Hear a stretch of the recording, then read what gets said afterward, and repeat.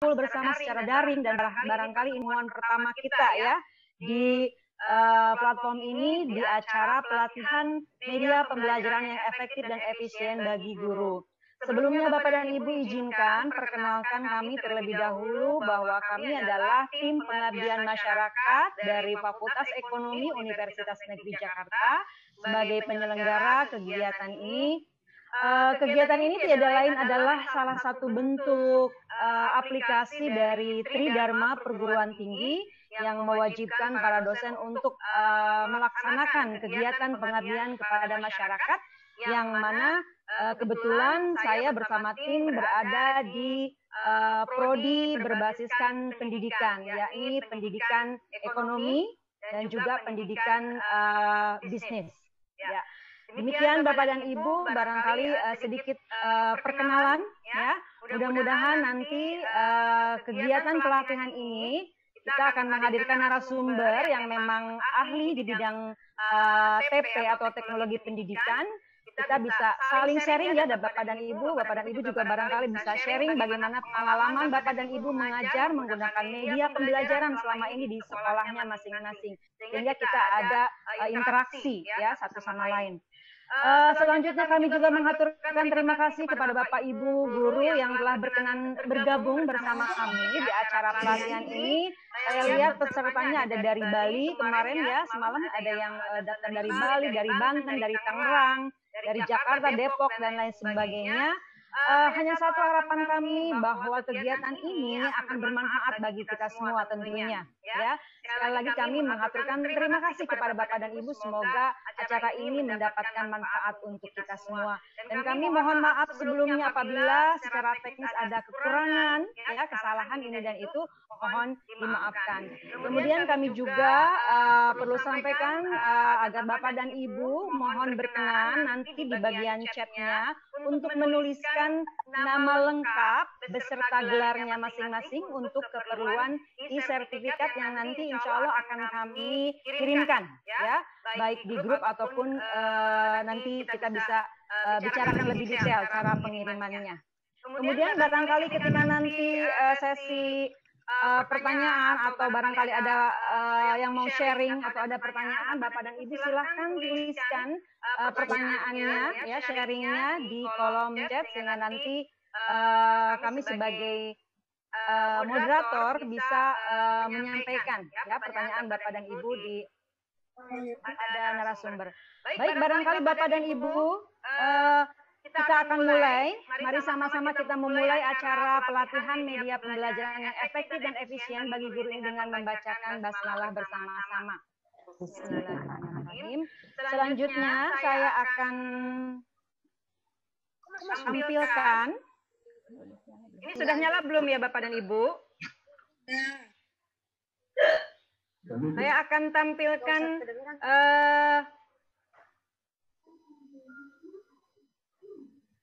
CV terlebih dahulu, CV dari narasumber kita ya. Saya akan bacakan narasumber kita hari ini adalah Ibu Nadia Fadilah Widiallah. Beliau adalah dosen di Fakultas Ekonomi Universitas Negeri Jakarta.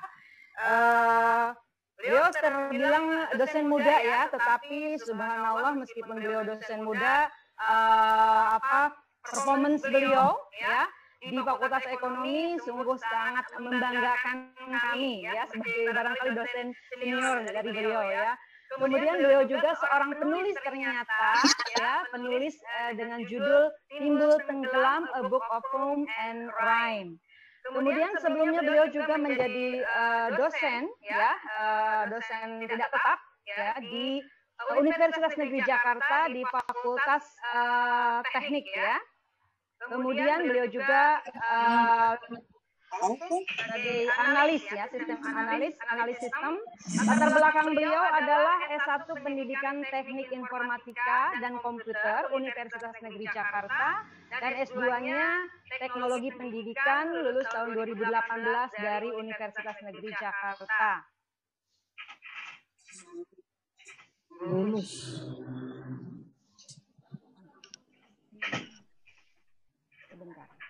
Saya disamain sama mereka loh.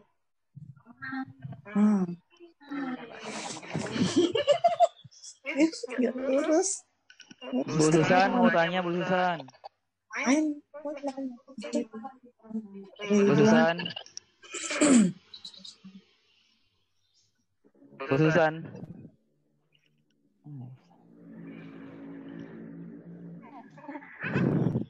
Ya, silakan.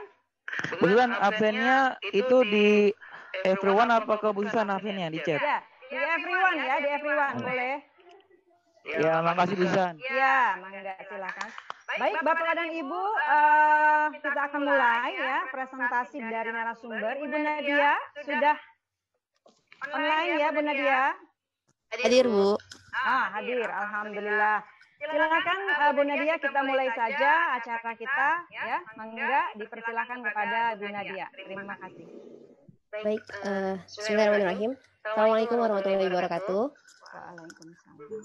Waalaikumsalam warahmatullahi wabarakatuh. Selamat siang Bapak Ibu sekalian. Salam sejahtera untuk kita semua. Siang Bu Nadia. Iya, Pak. Terima kasih kepada Bu Susan yang sudah memberikan sedikit penjelasan atau perkenalan singkat.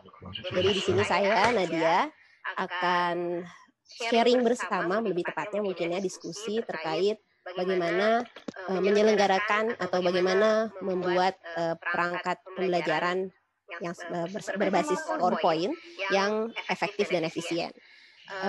Mungkin sebagai awalan, saya yakin betul Bapak Ibu sekalian sudah familiar dengan PowerPoint. Maka rasanya pasti akan sangat familiar bahasan yang akan kita bahas pada kesempatan kali ini. Jadi saya sangat mempersilahkan misalnya ketika nanti saya memaparkan materi, Bapak Ibu silakan kalau ingin bertanya atau langsung memberikan pengalaman pribadinya, sangat dipersilahkan. Baik, langsung saja, izin saya ingin men-share PowerPoint atau materi yang sudah saya buat sebagai materi pada siang hari ini. Baik, sudah terlihat ya Bapak Ibu?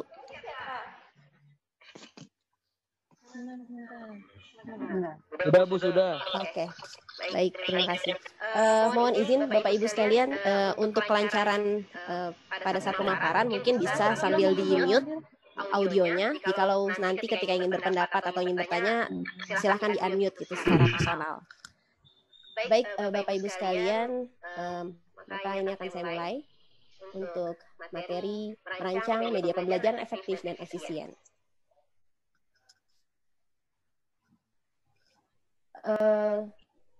Seperti kita ketahui Bapak Ibu sekalian bahwa PowerPoint menjadi salah satu media pembelajaran klasik, media pembelajaran dalam tanda kutip tertua yang digunakan dalam kegiatan belajar mengajar di kelas. Namun yang menarik, walaupun dia sifatnya sudah lama ya PowerPoint itu, tapi sampai hari ini masih digunakan di kalangan pendidikan, praktisi, dalam hal presentasi. Walaupun di sisi lain banyak aplikasi-aplikasi presentasi lainnya yang muncul yang jauh lebih dinamis, jauh lebih update, tapi tidak membuat PowerPoint ditinggalkan. Di sisi lain juga, sama-sama kita ketahui, saya di sini, sebelumnya saya minta maaf. Saya ingin memaparkan terlebih dahulu terkait tujuan pelatihan hari ini. Harapannya ya, ketika Bapak Ibu sudah mendengarkan atau sudah menyimak materi dari pelatihan pada kesempatan kali ini, Bapak Ibu bisa mengidentifikasi media pembelajaran yang efektif dan efisien itu seperti apa. Dan akhirnya, harapannya Bapak Ibu bisa merancang media pembelajaran yang efektif dan efisien. Baik, itu terkait tujuan pelatihan hari ini. Nah, saya lanjutkan ke pembahasan yang tadi. Sekali lagi bahwa banyak penelitian yang sudah bisa kita temukan secara umum, baik misalnya Bapak Ibu menjadi Google Scholar atau jurnal-jurnal lainnya, yang menyebutkan bahwa media PowerPoint itu dapat meningkatkan hasil belajar. Di sini saya coba sedikit kumpulkan, walaupun banyak sekali bukti-bukti yang menunjukkan bahwa media PowerPoint tersebut mampu meningkatkan hasil belajar. Nah, yang unik Bapak Ibu, selain media PowerPoint ini dapat meningkatkan hasil belajar, Bapak Ibu bisa cek sekalian juga ke banyak hasil penelitian yang menyebutkan bahwa media PowerPoint ini dapat meningkatkan hasil belajar dengan metode pembelajaran apapun. mau jigsaw, mau TGT, mau apapun itu dengan media PowerPoint itu dapat meningkatkan hasil belajar, dapat dibuktikan secara penelitian. Jadi sekalipun media PowerPoint ini sudah dalam tanda kutip tua, tapi sampai hari ini masih dapat memiliki kontribusi yang tinggi dalam kegiatan belajar mengajar di kelas. That's why Bapak Ibu guru sering menjadikan media PowerPoint sebagai media pembelajaran dalam mengajar di kelas. Karena memang kita sudah merasakan, mungkin Bapak Ibu juga sudah merasakan gitu, bahwa PowerPoint ini menjadi salah satu media yang efektif untuk menampilkan materi-materi pembelajaran kita. Tetapi Bapak Ibu ada yang mengganjal nih. Ketika secara data faktual media pembelajaran dikatakan dapat meningkatkan hasil belajar mengajar di kelas. Namun ada pendapat menurut Joy Kawasaki. Joy Kawasaki ini adalah seorang content creator, juga kreatif dalam hal presentasi, menyatakan bahwa 95% presentasi kita itu buruk. Mungkin kita tidak setuju atau merasa nggak benar nih. Tapi memang sih saya personal ya, saya secara pribadi juga akhirnya mencari gitu, koleksi-koleksi PowerPoint yang ada tersebar di dunia online. Saya menemukan seperti ini contohnya. Ini saya ambil dari internet.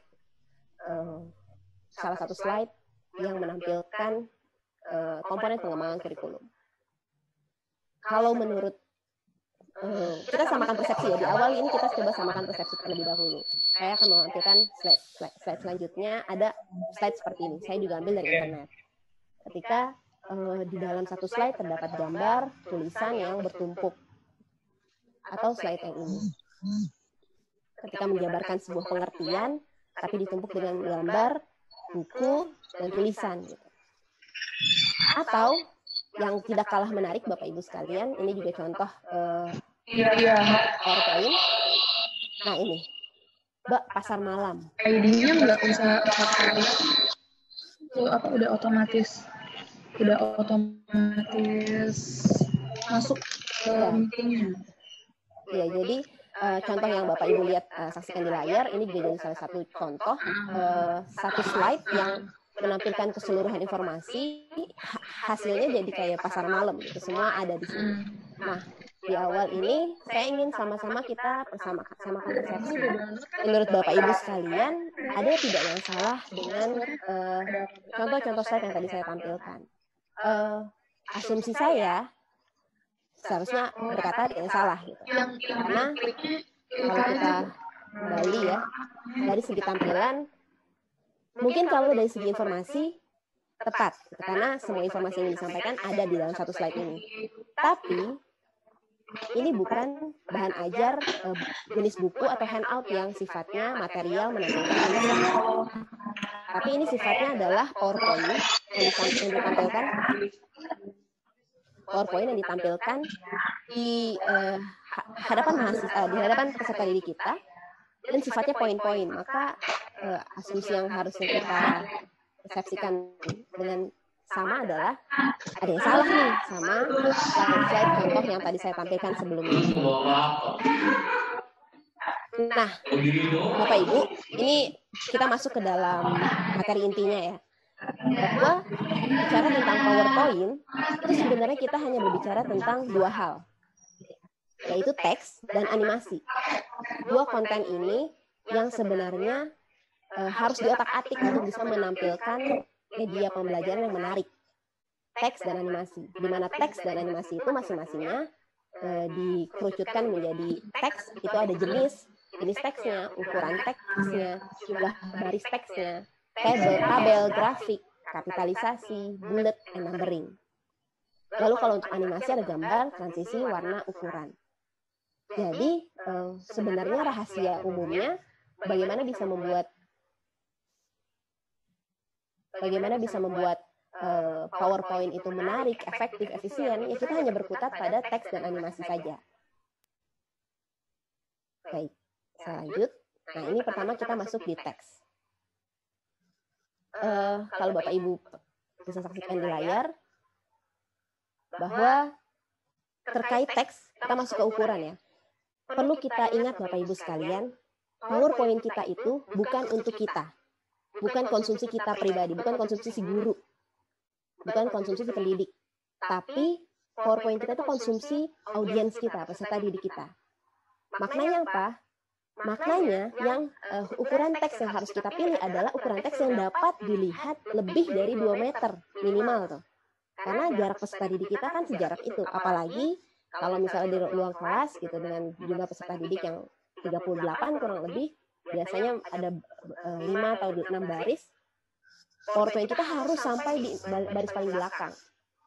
Maka sangat tidak relevan ketika kita menggunakan teks berukuran 12, 18, atau 24.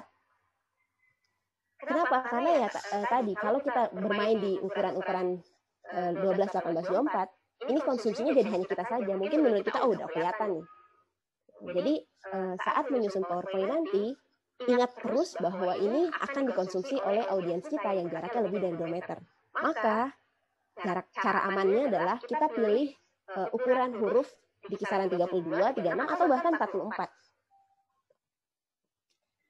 Kenapa ukuran menjadi sangat penting? Selain karena peserta didik kita akan melihat dengan jelas kalau ukurannya besar, di sisi lain juga ketika kita, ini naluriah sih, ketika kita menggunakan font yang kecil, maka biasanya kita akan semangat untuk memasukkan semua informasi di satu slide itu. Karena merasa, masih kosong nih. Karena fontnya kecil. Fontnya kecil, space-nya masih kosong, maka kita pikir, masukin aja ini masukin itu. Semuanya dimasukin. Hingga akhirnya tadi, seperti slide contoh yang saya tampilkan di sebelumnya. Jadi ibarat pasar malam, semua informasi ada di sana. Padahal nggak ada hukumnya, nggak akan dihukum kalau kita menggunakan banyak slide. Gitu. Tapi ya tadi, konsekuensi ketika kita hanya menggunakan font-font yang kecil, maka kita langsung merasa, banyak space kosong nih, harus diisi. Gitu. Jadi pada prinsipnya untuk dapat menampilkan atau menyampaikan materi secara clear kepada audiens kita, gunakanlah teks yang fontnya besar. Masih tentang teks, tidak terlalu banyak warna. Nah, terkadang kita menganggap sebagai pemateri ya, menganggap banyak warna itu manis gitu, ceria dan sebagainya. Tapi ternyata daya tangkap kita, visual kita atau visual audiens kita itu tidak bisa merekam seluruh warna yang dijadikan konten materi. Harapan kita Bapak Ibu ketika kita memaparkan materi atau menjadi presenter di depan umum, harapan kita adalah apa yang kita sampaikan itu membekas dalam benak peserta didik kita atau audiens kita. Nah, kalau misalnya dari segi tampilan materi saja kita tidak membuat mereka terkesan, maka sia-sia. Materi kita akan nguap begitu saja. Jadi salah satunya itu dipengaruhi oleh warna, pilihan warna. Jangan sampai kita membangun pelangi dalam slide kita. Atau yang kedua, tidak terlalu banyak jenis huruf dan styles. Di kalimat ini saya menggunakan 7 jenis huruf, 7 atau 6 jenis huruf. Nah, untuk himbauan kepada kita semua, hindari penggunaan huruf-huruf yang melengkung-melengkung, yang sifatnya Latin atau yang sifatnya liuk gitu. Karena sekali lagi, visual yang akan kita tampilkan itu akan disimak oleh banyak audiens dengan jarak jauh, maka dibutuhkan font yang tegas dan cukup tidak lebih dari 5 atau tidak lebih dari 3 penggunaan jenis style teks maksud saya. Selanjutnya ini ada aturan rahasia umum sebenarnya. 6x7. Dalam satu slide kita maksimal mungkin 6 baris per slide dan 7 kata per baris. Ini untuk mematok diri kita agar tidak memasukkan banyak informasi. Sekali lagi, PowerPoint. Kita hanya butuh poin-poinnya saja. Maka dengan adanya aturan 6x7 ini, maka kita akan menseleksi informasi mana yang penting untuk ditampilkan sebagai kata kunci kita sebagai presenter dalam mempresentasikan materi. Atau, poin ketiga, highlight yang menjadi poin utama. Saya menyadari, saya juga mengajar beberapa mata kuliah yang sifatnya tuh teori, yang sifatnya tuh prosedural, yang sangat menurut saya sulit kalau misalnya tidak ditampilkan banyak kalimat karena definisi teori dari tokoh kan sulit untuk diringkas, nggak mungkin diringkas. Nah, mungkin aturan 6x7 tidak apa-apa gitu, tidak selalu kita bisa gunakan. Maka kita beralih aja ke highlight ini. Jadi kita bisa highlight apa yang menjadi poin utama dari materi yang kita sampaikan. Ini ada contoh. Oh, ini masuk ke jenis huruf dulu. Jadi yang tadi ya, yang sebelumnya saya sampaikan terkait tidak terlalu banyak jenis huruf dan styles. Nah ini monotype cursiva itu sulit dibaca di layar. Jadi Bapak Ibu bisa ingat bahwa dalam pemilihan huruf, hindari penggunaan huruf-huruf yang meliuk-liuk, seperti Latin atau jenis huruf Forte, Arabik, yang seperti itu baiknya dihindari. Nah, atau Arial lebih mudah dibaca. Sebangsa Arial, Mayandra Gede, beberapa Century, Gotik, itu huruf-huruf yang sifatnya tegas. Itu bisa digunakan karena mampu mendeliver pesan yang ingin kita sampaikan. Baiknya juga hindari italics, karena italics itu sulit dibaca pada layar. Baiknya ya, kalaupun harus menggunakan ya pasti hanya digunakan di istilah-istilah asing saja. Lalu normal atau bold lebih mudah dibaca.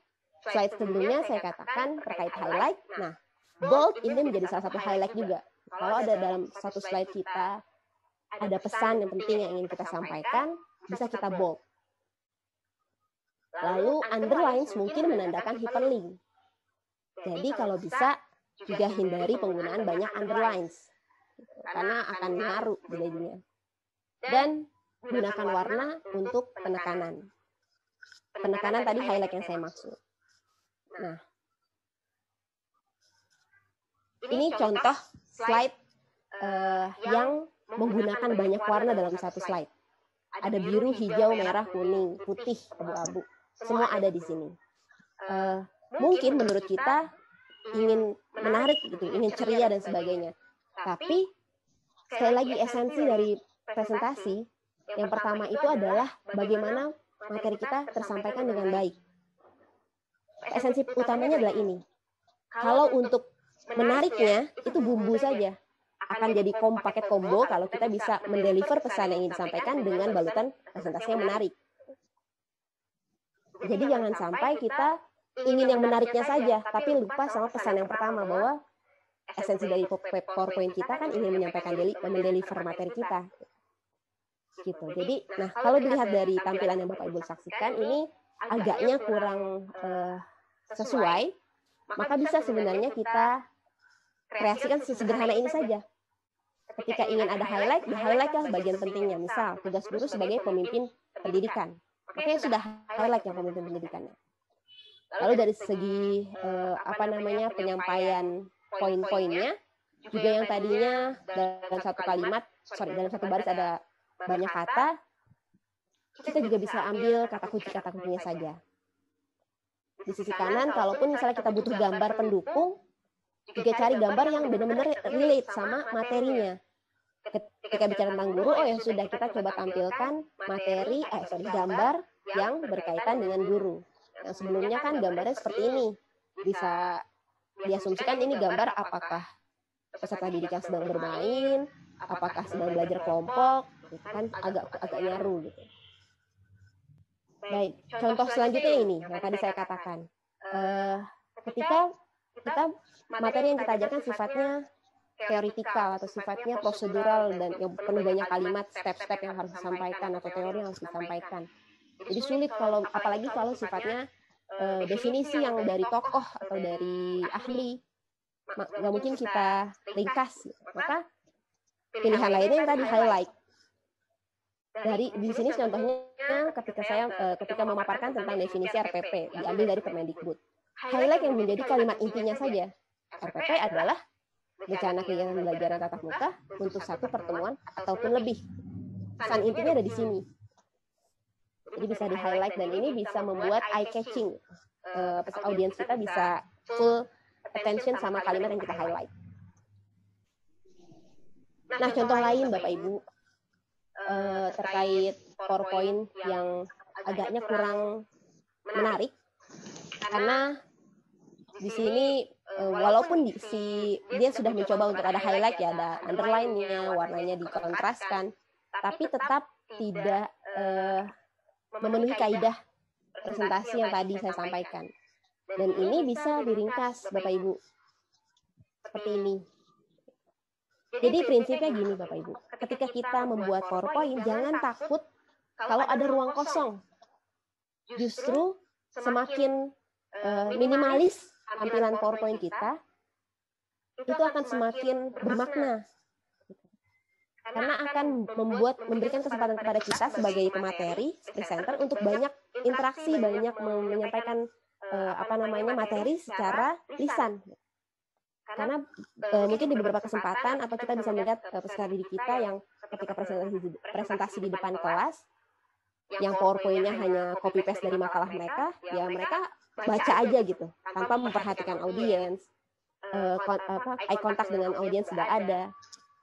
Nah, sementara itu kalau kita menampilkan slide-slide yang minimalis dalam segi konten, maksud saya, itu akan membantu si presenter untuk banyak elaborasi dalam penyampaiannya. Jadi jangan khawatir, jangan ragu untuk membuat ruang kosong dalam slide kita. Ini contohnya. Lalu contoh lain, nah ini. Kalau tadi basisnya teks, sekarang basisnya gambar, grafik atau diagram.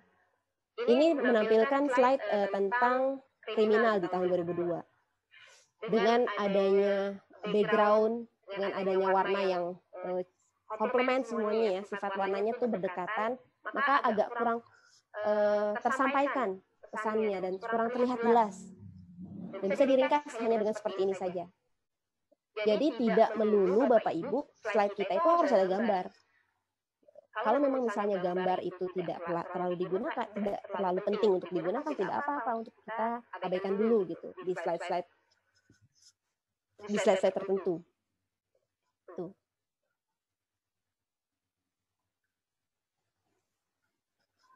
Contohnya lain ini Bapak Ibu, sekarang teksnya berjenjang. Sering kita temukan atau sering kita melakukan ya Bapak Ibu ketika kita membuat PowerPoint, itu ada poin-poin ya, ada menggunakan beberapa bullet and numbering, di dalam bullet ada bullet, di dalam bullet ada bullet gitu. Jadi bertangga. Jangan lupa Bapak Ibu bahwa di PowerPoint itu ada fasilitas atau ada tools yang bisa menampilkan diagram, yang bisa menampilkan struktur untuk mewakili atau untuk menggantikan teks yang sifatnya bullet and numbering ini. Kalau yang Bapak Ibu lihat di layar, terlalu banyak informasi yang disampaikan, ini sebenarnya bisa diringkas menjadi seperti ini. Saya kembali ke sebelumnya, kita membahas tujuan evaluasi, ada pengambilan, ada penyempurnaan. Maka pengambilan, penyempurnaan seperti ini. Lalu di penyempurnaan ada jangka pendek, jangka panjang. Sudah jangka pendek, jangka panjang. Untuk penjelasannya, balik lagi ke kita sebagai presenter untuk bisa memaparkannya secara lisan tanpa harus baca. Mau pakai headset nggak? Jadi, sekali lagi, perlu diperhatikan dalam penggunaan teks PowerPoint kita harus benar-benar meminimalisir. Jangan sampai terlalu banyak informasi yang ditampilkan dalam slide kita sehingga nggak tahu mana yang penting gitu. Saking kita menganggap semuanya penting. Seperti itu. The key is make it simple and just show the points. PowerPoint, Bapak Ibu, maka kita bicara tentang the power of point. Jadi kita harus benar-benar menampilkan apa yang menjadi poin dari materi kita. Nah, tadi itu tentang teks ya Bapak Ibu. Sekarang kita beralih ke animasi. Animasi seputar gambar, transisi, suara, warna, dan ukuran. Nah, Bapak Ibu, ini harus diperhatikan. Stop menyematkan gambar dengan sembarang posisi. Terkadang kita terlalu semangat mungkin ya dalam menyusun PowerPoint, dalam menyusun materi. Kita ambil aja banyak gambar terus kita taruh, tapi tidak memperhatikan sistem, tidak simetri. Jadi sembarang saja. Contoh, ini contohnya memang terlalu berlebihan ya. Tapi perlu diingat bahwa gambar itu dapat mengganggu perhatian audiens. Dan gambar tidak selalu menggantikan konten. Tadi yang saya sampaikan di slide sebelumnya ya Bapak Ibu, tidak selamanya gambar itu bisa membantu konten yang kita tampilkan. Atau justru gambar malah nggak perlu. Gitu. Atau beberapa kali mungkin kita pernah melihat ada presenter yang menampilkan PowerPoint dengan gambar bergerak. Yang itu tidak relevan dengan kontennya. Sehingga akhirnya kita sebagai audiens fokusnya pada si gambar bergerak itu. Gitu. Jadi kita minta peserta didik kita perhatian ke kita, tapi kita sendiri yang bikin peserta didik kita buyar perhatiannya dengan si gambar bergerak itu yang tidak relevan tadi. Jadi dalam penggunaan gambar perlu benar-benar diperhatikan apakah ini relevan dengan konten materi yang kita sampaikan atau tidak. Nah ini sebagai contoh Bapak Ibu. Ini ceritanya sedang menggambarkan tentang sebuah dongeng yang mungkin harapannya background-nya ini menjadi ilustrasi dari si isi dongeng. Tapi ternyata tidak sampai pesan itu ke kita. Atau contoh lain, ketika ada slide yang ingin menampilkan grafik penjualan sepeda. Karena membahas sepeda, maka dia taruhlah background sepeda di belakangnya agar relevan menurutnya. Tapi sekali lagi, yang ingin kita tahu kan grafiknya, bukan si sepedanya. Jadi bisa saja dibuat seperti ini, sama seperti slide yang tadi sebelumnya disampaikan. Poin penting yang ingin kita sampaikan adalah tentang si grafiknya, maka grafiknya saja yang ingin kita tampilkan.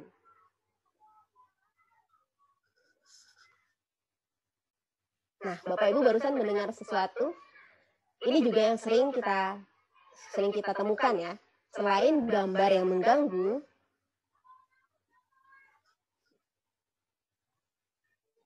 ada sound effect yang juga mengganggu. Beberapa kali mungkin Bapak Ibu pernah temukan di luar sana presenter dalam peralihan antar slide-nya itu ada sound effect yang seperti suara tepuk tangan atau suara gemercing benda-benda keramik. Sebenarnya sound effect tidak masalah. Sekali lagi kalau relevan dengan konten kita. Yang akan sangat bermasalah adalah yang pertama jika sound effect-nya tidak relevan, yang kedua durasi sound effect-nya di atas 2 menit. Jadi kita harus benar-benar nunggu dulu. Gitu. Perlu diingat Bapak Ibu, dalam presentasi kita itu menjadi center of attention dari forum. Gerak-gerik kita akan diperhatikan. Kalau ada 1 menit saja yang kita tidak mampu menguasai audiens, atau 1 menit saja yang kita terdistract akan satu hal, audiens kita itu akan buyar. Kalau di dunia penerbangan ada istilah critical 11, 3 menit di awal, 8 menit di akhir. Dalam dunia presentasi, agaknya itu juga bisa diadaptasi. Maksudnya apa? 3 menit di awal ketika kita presentasi, itu akan menentukan bagaimana menit-menit selanjutnya si peserta didik terhadap kita. Kalau 3 menit di awal kita berhasil engage peserta didik kita, audiens kita, untuk memperhatikan kita dengan seksama, dengan serius, maka di menit selanjutnya bisa dipastikan mereka akan full attention.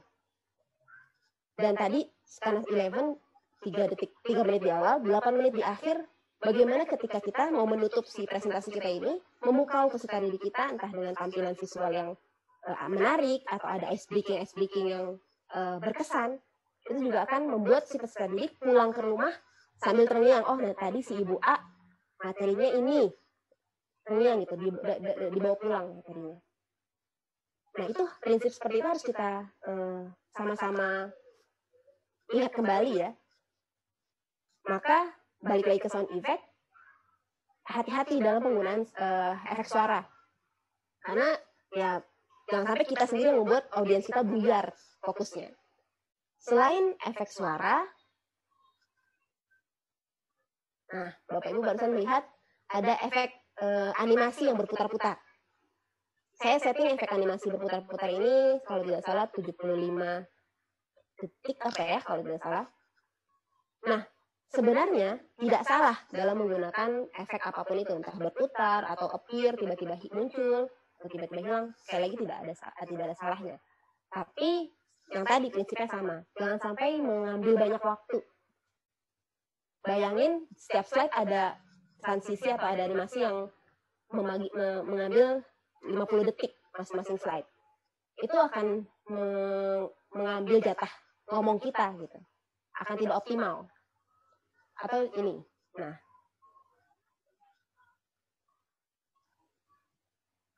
transisi yang tadi Ibu Bapak sampaikan juga, kalau bisa minimalisir penggunaan animasi yang seperti itu. Apalagi kalau durasinya terlalu panjang. Baiknya seperti apa? Hindari animation dengan durasi waktu 2 menit. Nanti akan saya tampilkan tools-nya untuk mengingatkan kita kembali. Saya yakin Bapak Ibu sudah menguasainya, tapi untuk mengingatkan kita kembali bahwa ada loh tools-tools untuk membatasi kita dalam menggunakan durasi waktu, animasi, atau transisi. Hindari penggunaan sound effect yang tidak relevan, yang tadi sudah saya sampaikan. Dan kalau bisa saya rekomendasikan, gunakan animasi random bars. Random bars itu seperti ini. Nah itu. Jadi sifatnya barsnya itu dia random. Munculnya random bars di sini, animasi random bars di sini tidak selalu seperti ini munculnya. Bisa karena random ya, maka bisa berganti-ganti efeknya. Baik, Bapak Ibu, saya lanjutkan. Dan selanjutnya, stop membuat sakit mata audiens. Nah, ini hati-hati kita juga menyakiti audiens kita dengan menampilkan slide yang tidak enak dilihat. Nah, contohnya ini, Bapak Ibu. Hal-hal pokok dalam proses belajar mengajar, konten materinya. Sangat disayangkan, Bapak Ibu, kalau kita menampilkan satu materi yang tidak memperhatikan kontennya. Yang tadi sudah saya sampaikan sebelumnya, kita hanya terlalu fokus pada ornamen-ornamennya. Yang padahal esensi dari PowerPoint tadi ketika kita presentasi adalah bagaimana kita bisa mendeliver pesan. Baru poin keduanya, bagaimana bisa pesan ini kita bungkus menarik. Jangan dibalik atau jangan ditinggalkan salah satunya. Nah, untuk yang gambar Bapak Ibu saksikan di layar, sayang sekali karena background yang digunakan bunga. Tapi sedang membahas proses belajar mengajar. Apakah relevan atau tidak, Bapak Ibu bisa menilai gitu ya. Atau contoh lainnya ini, salah satu slide yang saya kutip juga, ketika menceritakan tentang sharks. Tapi background-nya, shadow-nya terlalu banyak, atau gradien warnanya juga tidak sesuai, jadi sifatnya kayak jenis warna sepia, agak ngeblur. Padahal bisa saja seperti ini Bapak Ibu. Cukup tampilkan judulnya, Blocks Are Like Sharks, lalu gambar si sharks tersendiri itu. Baru nanti penyampaiannya secara lisan kita elaborasi. Nah, itu tadi contoh terkait gambar ya, dalam peletakan gambar. Selanjutnya juga ada warna Bapak Ibu. Warna juga menjadi salah satu faktor yang bisa membuat mata audiens kita seger, atau malah membuat mata audiens kita terganggu. Perhatikan Bapak Ibu, dalam pemilihan warna, itu ada prinsipnya. Gunakan warna kontras, dan perhatikan terang pada gelap, atau gelap pada terang. Jangan sampai kita menggunakan terang, background-nya, fontnya warna hurufnya juga terang, atau background-nya gelap, warna hurufnya gelap. Ini menjadi salah satu yang juga harus diperhatikan. Kita perlu ketahui kontras warna Bapak Ibu. Ini yang Bapak Ibu saksikan adalah kontras warna yang bisa kita jadikan referensi dalam membuat slide PowerPoint. Jangan ragu, PowerPoint itu jangan ragu untuk menggunakan warna kontras. Untuk konten ya, kontras itu antara konten dan background-nya ya Bapak Ibu. Kalau misalnya kita menggunakan background kuning, maka fontnya, tulisannya, hurufnya kita gunakan warna ungu. Atau sebaliknya, kalau background-nya ungu, warnanya kuning. Sifatnya silang seperti ini kontrasnya. Jangan kita gunakan warna yang berdekatan Bapak Ibu untuk background dan kontennya. Karena tadi ketika kita menggunakan background terang, lalu tulisannya juga terang, itu akan mentereng sekali kita lihat dan akan membuat pusing bagi audiens. Nah ini contohnya Bapak Ibu, slide yang menggunakan background ungu, dengan tulisannya warna kuning tapi juga ada warna putih gitu, sebagai bentuk highlight. Pesan yang ingin disampaikan, pembelajaran menarik dapat meningkatkan hasil belajar. Jadi kontras warna dalam pemilihan untuk background dan tulisan itu sangat diperhatikan Bapak Ibu. Nah, ini juga contoh lain. Tetap menggunakan gambar sebagai background. Gak masalah Bapak Ibu ketika tulisan yang ingin disampaikannya ada kontras dengan si background. Kalau ini kan clear ya, lihat tekannya. Nah, selain tadi animasi, selain juga ada warna, ukuran Bapak Ibu, ukuran gambar. Ukuran menyebutkan pentingnya si gambar. Jadi kalau kita mau, baru di sini gambar kita gunakan sebagai sumber informasi ya Bapak Ibu. Ketika gambar kita gunakan sebagai sumber informasi, maka ukurannya besar. Jangan dianak-tirikan. Jangan seperti ini. Jadi padahal kita mau menyoroti si gambar, tapi ternyata font kita lebih besar. Jadi hati-hati dalam dalam meletakkan ukuran gambar, di mana gambar yang ingin kita gunakan itu sebagai sumber informasi. Nah, tadi yang saya sampaikan sebelumnya Bapak Ibu, ini untuk mengingatkan kita kembali, saya yakin Bapak Ibu sudah terbiasa melihat ini semua, bahwa PowerPoint kita itu punya tools-tools yang bisa kita manfaatkan untuk mengoptimalkan tampilan PowerPoint kita agar terlihat efektif dan efisien dalam segi penyampaian materinya. Ada insert, Bapak Ibu bisa memasukkan gambar, shapes, smart art. Ini yang sering kita gunakan di smart art ini sebagai yang bisa mewakili pesan yang sifatnya bullet and numbering tadi itu. Ketika ada informasi di dalam informasi, baiknya kita gunakan smart art saja. Karena visual itu akan lebih mudah merekam ketika sifatnya gambar. Atau selain insert ada juga desain. Nah, ini tidak masalah Bapak Ibu kalau kita mau menggunakan template. Apalagi kalau misalnya Bapak Ibu sudah menginstal PowerPoint yang terbaru atau minimal yang 2010 deh, 2016 gitu. Kalau tidak, mereka PowerPoint sudah menampilkan template-template yang bisa browsing dari internet. Ada bahkan bertema, ada tema pendidikan, tema bisnis. Itu saya juga menggunakan template mereka dan itu cukup sangat membuat tampilan menarik. Jadi tidak usah ragu menggunakan template yang sudah ada. Lalu ini transition yang tadi saya sampaikan Bapak Ibu. Di kolom sebelah kanan ini ada durasi, ada sound. Nah, ini yang kita mainin Bapak Ibu. Jadi kalaupun misalnya kita tetap mau menggunakan sound atau menggunakan transisi, mainin juga di durasinya, jangan lupa. Jangan sampai menghabiskan waktu tersendiri hanya untuk si peserta didik menyaksikan transisi yang kita buat atau menyaksikan animasi yang kita buat. Yang terakhir ada animasi Bapak Ibu. Ini yang tadi ketika kita mau membuat si gambar berputar-putar atau tiba-tiba hilang, tiba-tiba muncul, kita bermain di animasi. Sekali lagi, di animasi juga ada menu durasinya. Jangan lupa dimainkan di menu durasinya, jangan sampai kita menghabiskan waktu pada animasi saja.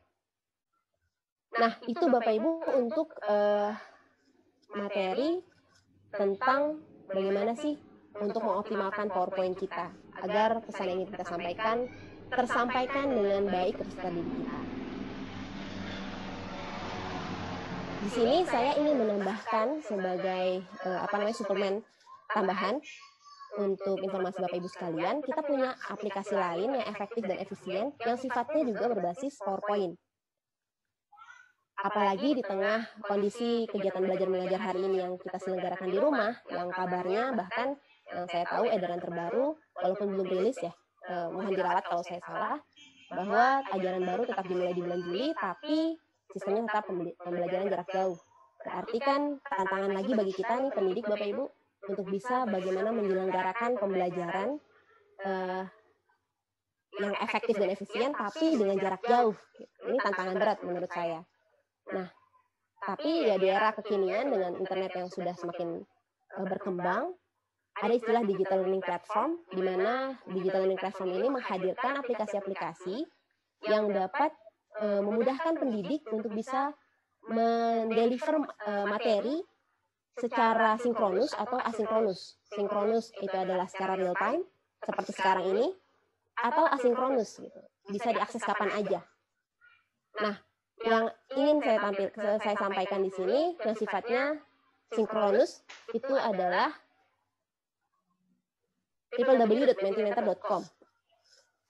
Ini adalah salah satu aplikasi digital learning platform yang mungkin Bapak Ibu juga, saya yakin Bapak Ibu sudah pernah mendengar, atau bahkan sudah ada yang menggunakan. Saya mohon izin mereview sedikit. www.mentimeter.com ini adalah salah satu aplikasi dari digital learning platform yang dapat diakses secara online. Selain itu, yang kedua juga ada Prezi. Prezi ini aplikasi web-based, tapi juga bisa diinstal di desktop. Sama Bapak Ibu, mungkin juga Bapak Ibu juga ada yang sudah menggunakan. Saya mohon izin mereviewnya sedikit.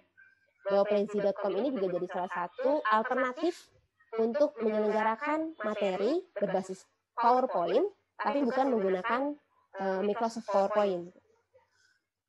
Terus juga saya tampilkan di sini ada penyedia gambar-gambar yang enak dilihat, disediakan secara gratis di web-web yang ada di layar. Bapak Ibu bisa kunjungi di freepik.com, morgulive.com, freeimage.com, istockphoto.com. Sana banyak foto-foto atau gambar-gambar yang bisa kita gunakan sebagai background atau sebagai gambar pendukung. Nah, tadi saya katakan ada media pembelajaran dalam online itu ada sinkronus dan asinkronus.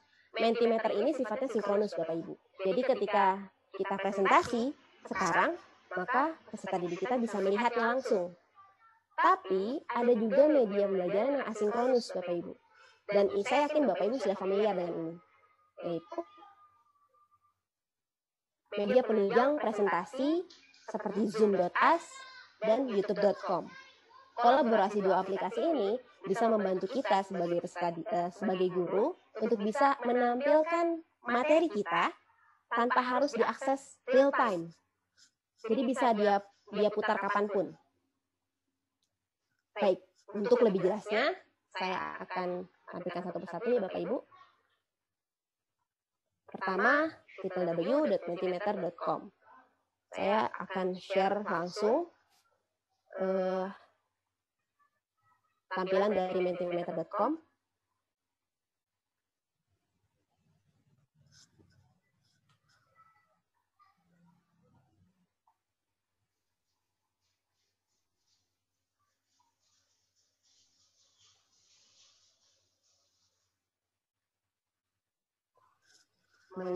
Jadi Bapak Ibu masih loading. Jadi ini adalah tampilan mentimeter.com. Mungkin bagi Bapak Ibu yang belum pernah berinteraksi dengan mentimeter.com, ini bisa diakses di www.mentimeter.com. Nanti Bapak Ibu akan diminta untuk registrasi kalau memang belum punya akunnya. Registrasinya juga bisa menggunakan Gmail. Lalu kalau sudah login, tampilannya akan seperti ini. Ini kebetulan karena saya sudah membuat beberapa PowerPoint di sini. Tapi kalau baru mulai, pasti kosong di sini. Nah, mentimeter.com ini akan saya klik satu ya Bu, sebagai contoh.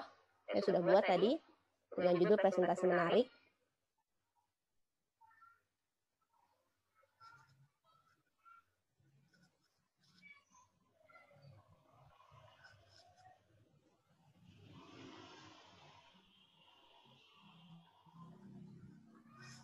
Jadi Bapak Ibu, cara kerja mentimeter.com ini adalah ketika kita menampilkan di layar, peserta didik kita itu juga bisa mengaksesnya langsung di handphone mereka.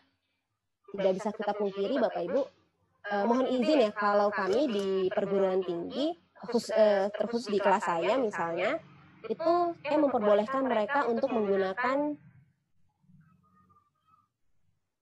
device handphone. Tapi handphonenya itu khusus untuk pembelajaran. Mohon maaf Bapak Ibu, suara saya terdengar jelas kah? Jelas Bu. Jelas. Oh ya, terima kasih Bu. Jelas, Bu. Baik, saya lanjut. Ya, terima kasih Pak. Baik, saya lanjut. Sambil menunggu ini masih loading. Jadi kalau di kelas saya menggunakan handphone. Saya memperbolehkan mereka untuk menggunakan handphone. Tapi khusus untuk pembelajaran. Jadi ketika saya menampilkan materi di slide, mereka bisa akses langsung di handphone mereka. Yang menarik Bapak Ibu dengan menggunakan Mentimeter ini, itu sifatnya interaktif. Jadi kita misalnya ketika bertanya, nanti mereka bisa langsung jawab lewat handphone mereka dan bisa kita langsung tampilkan jawaban mereka. Dan saya sudah jalankan ini di kelas saya beberapa pertemuan. Antusiasme peserta didik saya, mahasiswa saya itu sangat tinggi gitu. Mereka sangat tertarik, apalagi sama-sama kita ketahui Bapak Ibu, mahasiswa peserta didik kita itu apalagi yang di pendidikan menengah atas atau pendidikan menengah pertama sudah masuk kategori digital native, di mana mereka itu sudah bangun tidur yang dicari bukan minum tapi handphone. Mau tidur juga yang disapa terakhir bukan orang tua tapi handphone. Jadi benar-benar digital native gitu kehidupan mereka. Nah, akan sangat menjadi istimewa ketika pembelajaran kita kolaborasikan dengan sesuatu yang sudah ada di tangan mereka selalu, yaitu handphone. Maka Mentimeter ini menjadi salah satu media yang bisa kita manfaatkan untuk menarik perhatian mereka. Nah, Bapak Ibu bisa kita saksikan sama-sama di layar. Ini adalah tampilan dari Mentimeter ketika kita mau mengolah kontennya. Kurang lebih visualnya sama ya Bapak Ibu dengan PowerPoint. Di sisi kiri ada kumpulan slide-nya. Lalu ini adalah slide utama yang akan kita otak-atik. Bedanya ini di sisi kanan ada fitur-fiturnya Bapak Ibu. Sama seperti PowerPoint, fiturnya juga ada basis teks, ada basis gambar. Nah, ini saya ambil contoh di slide pertama Bapak Ibu. Saya langsung katakan di sini selamat datang di kelas murid bahagia contohnya. Nah, di kolom kanan ini ada love ya Bapak Ibu. Ini adalah fitur yang dibuat oleh Mentimeter untuk direspon sama si peserta didik kita. Jadi nanti mereka bisa akses di handphone, mereka bisa respon dengan mengklik si love itu. Gitu. Ini akan saya jelaskan sedikit dulu Bu. Nanti akan kita simulasikan ya. Bapak Ibu juga bisa, mungkin handphone sudah standby di kanan atau kirinya, nanti kita coba mainkan sedikit Mentimeter ini. Ini slide pertama berbasis teks. Untuk pilihan fiturnya Bapak Ibu bisa lihat di sebelah kanan. Di sini ada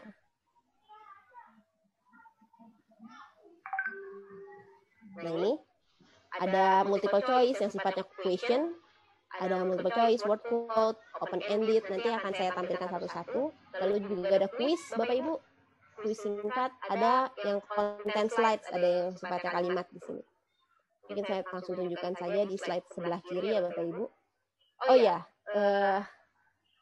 Mentimeter.com ini berbayar ya Bapak Ibu, tapi jangan sedih karena pasti di balik yang berbayar ada yang gratisan. Nah, saya di sini ambil yang fitur gratisan. Karena fiturnya gratisan maka aksesnya pun dibatasi. Tapi menurut saya untuk yang free account ini sudah sangat cukup Bapak Ibu untuk bisa menyelenggarakan pembelajaran yang menarik dan interaktif gitu. Baik, saya lanjut ke slide kedua. Nah, slide kedua ini belum tampil ya.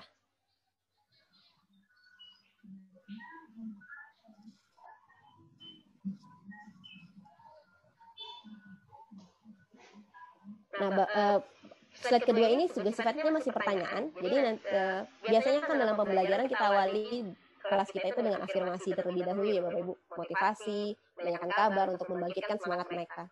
Ice breaking lah ibarat kata. Nah, ini bisa jadi ice breaking juga. Ketika kita menanyakan apa kabar kamu hari ini, nanti mereka bisa menjawabnya di handphone mereka antara happy banget atau semangat 45 gitu.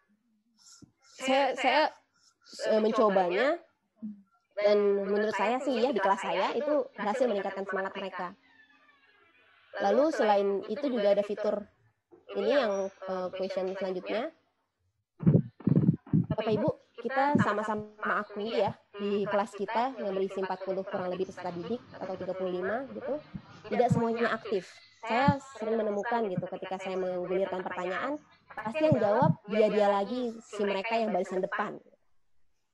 Tapi si mereka yang di barisan belakang itu jarang untuk menjawab. Entah mereka memang malas atau mereka takut berbicara, banyaklah alasannya. Nah, saya temukan fenomena Bapak Ibu menggunakan Mentimeter ini. Mereka nama-nama yang sejauh selama saya mengajar itu tidak familiar gitu. Tapi ketika saya menggalinya dengan menggunakan Mentimeter, mereka mau memberikan pendapat, bahkan mereka memberikan masukan. Dengan Mentimeter ini, Bapak Ibu, seluruh peserta didik kita bisa berkontribusi melalui jawaban-jawaban tanpa harus menuliskan nama mereka, anonimus jatuhnya. Buat saya itu nggak masalah, setidaknya mampu menggali mereka untuk mau berpendapat, mampu membuat mereka untuk berani berpendapat. Mungkin untuk agar lebih terbayang ya Bapak Ibu, ini kan saya present.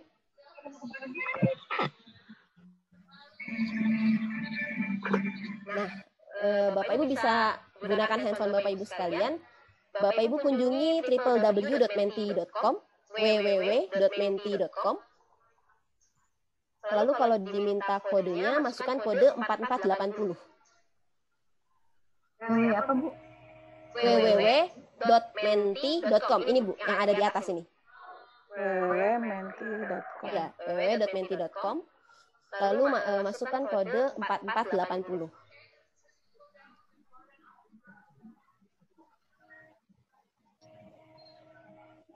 Bapak dan Ibu yang lain bisa ikut join ya, Bu Nadia ya, untuk Iya, bisa. aplikasi ya, di HP-nya Iya, masing-masing bisa.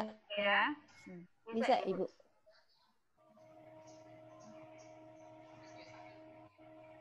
Apa kabar kamu hari ini? Nah, itu Ibu bisa langsung respon di situ. Ini di saya tampilannya masih loading ya Bapak Ibu. Mohon maaf.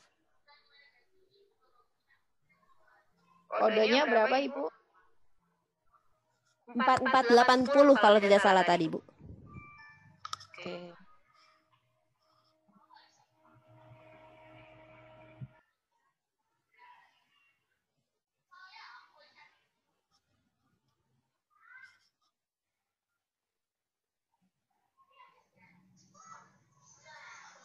Oke, udah, Ibu. Iya, ini mohon maaf sinyal saya agak terganggu ini jadi belum tampil. Udah kelihatan di sini, Bu. Kelihatan ya, Bu? Di sayanya malah yang nggak kelihatan. Mohon maaf, Bu. Yang slide pertama itu apa kabar kamu hari ini? Oke. Nah, silakan dipilih Bapak Ibu antara happy banget sama semangat 45. Nah, bisa dilihat ya Bapak Ibu. Ada 11 yang jawab semangat. Yang happy banget ada 6. Nah, ini sifatnya real time Bapak Ibu, akan terus bertambah kalau semuanya belum. Nah, Bapak Ibu bisa lihat di pojok kanan bawah. Ini ada attendee. Jadi tadi saya setting sebelumnya hanya satu orang bisa satu doang, one man one vote.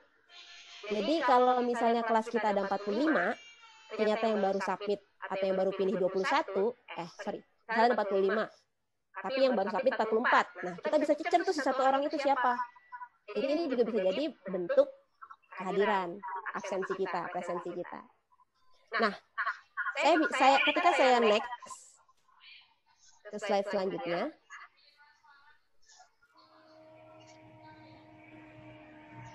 tampilan di Bapak Ibu apakah masih slide apa kabar atau sudah berganti? Mana menurut kamu tentang pelajaran hari Udah ini? ganti. Pertanyaan Bu, slide-nya berganti. Nah, ada pertanyaan ya. Silakan Bapak Ibu kalau misalnya mau memberikan pertanyaan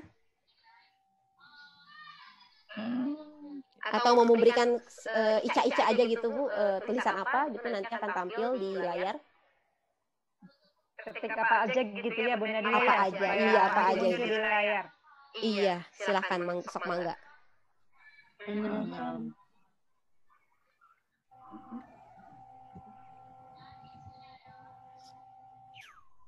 Nah, Ibu udah makan belum? Terima kasih Bapak Ridwan. Pertanyaannya belum makan nih Pak.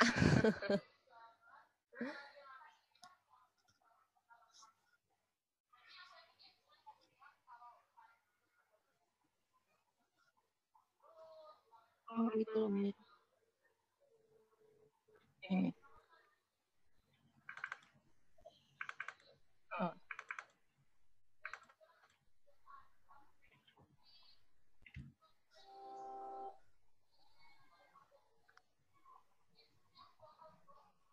Ya.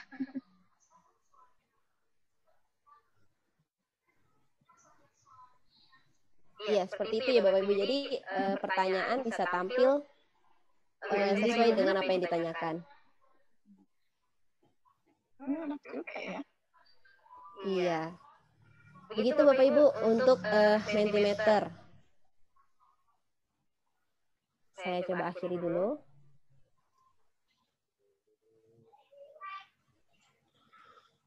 Men,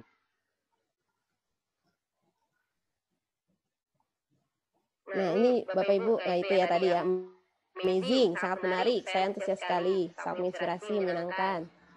Ini bisa tampil ketika nanti gitu ke akhir pembelajaran. Saya lakukan ini Bapak Ibu di kelas saya dan saya menemukan jadi gini, dalam pembelajaran kan kita butuh feedback ya Bapak Ibu. Peserta didik kita butuh feedback berupa hasil ujian yang kita transparansikan mereka sehingga buat mereka semangat.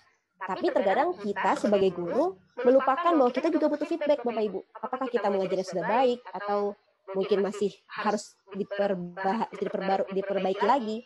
Nah, saya lakukan kemarin Bapak Ibu di pembelajaran kelas saya di tengah semester sebelum UTS kalau tidak salah atau setelah UTS saya lupa. Saya bikin Mentimeter ini saya lempar ke mereka. Di situ saya mendapatkan banyak masukan dan yang membuat saya semangat karena ada yang mengkritik, ada yang memuji, tapi tetap pada koridor mereka masih sangat sopan dengan bahasanya.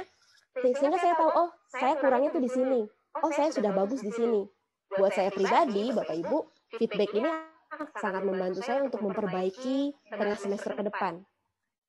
Apalagi dalam pembelajaran online hari ini ya Bapak Ibu, kita udah, mungkin Bapak Ibu atau kita semua sudah rindu nih sama murid-murid kita, udah gak ketemu gitu.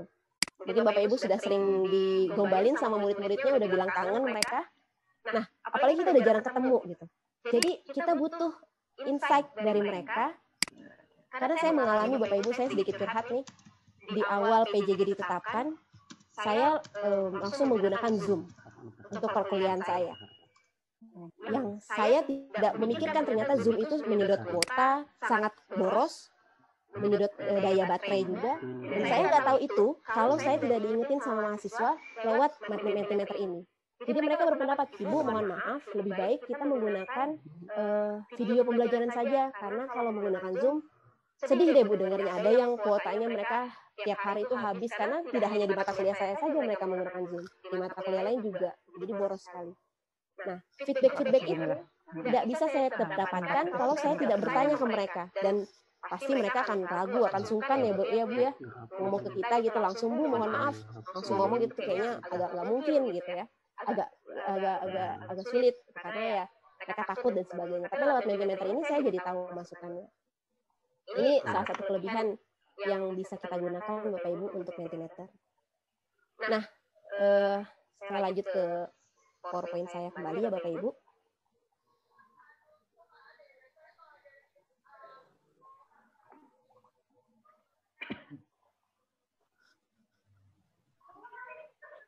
Atau Bapak Ibu sekalian, karena mungkin keterbatasan waktu dan daya koneksi saya yang juga lemah, Bapak Ibu bisa kunjungi YouTube channel saya, sekalian promo ini. Sesungguhnya dengan PJJ ini membuat saya untuk produk kreatif, Bu. Saya baru sebulan ini aja di YouTuber. Jadi Bapak Ibu bisa kunjungi YouTube saya, atau Bapak Ibu kalau punya aplikasi scan barcode maksud saya, bisa langsung di-scan barcode ini, Bapak Ibu akan langsung terhubung ke video tutorial Mentimeter yang sudah kami buat. Nanti atau linknya akan saya share juga di grup. Baik, itu untuk Mentimeter ya Bapak Ibu. Iya. Linknya di grup aja ya Bu ya. Iya, baik Ibu. Selanjutnya, ya di grup. Tadi kan ya Bu, akibat adanya masukan dari mahasiswa saya bahwa mereka keberatan kalau menggunakan Zoom atau Google Meet, Google Hangout atau apapun yang sifatnya sinkronus, tatap maya gitu. Akhirnya kita bisa memanfaatkan aplikasi lain untuk membuat media pembelajaran yang asinkronus yang tadi saya sebutkan di awal. Sinkronus adalah real time sifatnya seperti sekarang. Asinkronus adalah pembelajaran yang dapat diakses kapanpun, dimanapun oleh peserta didik kita. Salah satu media yang saya gunakan, mungkin juga bisa, atau mungkin Bapak Ibu sudah melakukan juga, itu dengan menampilkan PowerPoint kita di YouTube. Ini saya akan share kembali contohnya.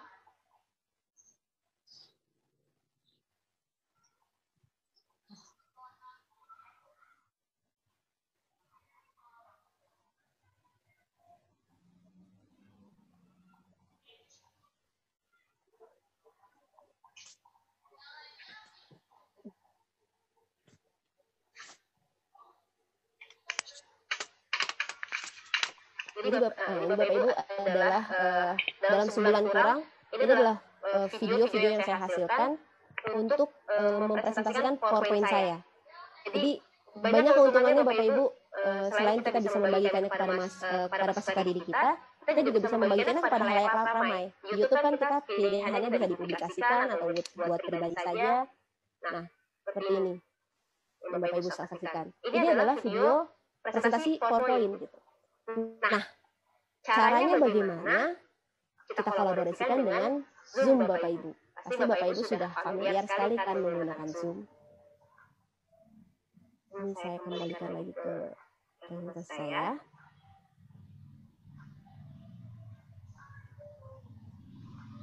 Jadi yang tadi saya upload di YouTube adalah hasil recording PowerPoint saya menggunakan Zoom.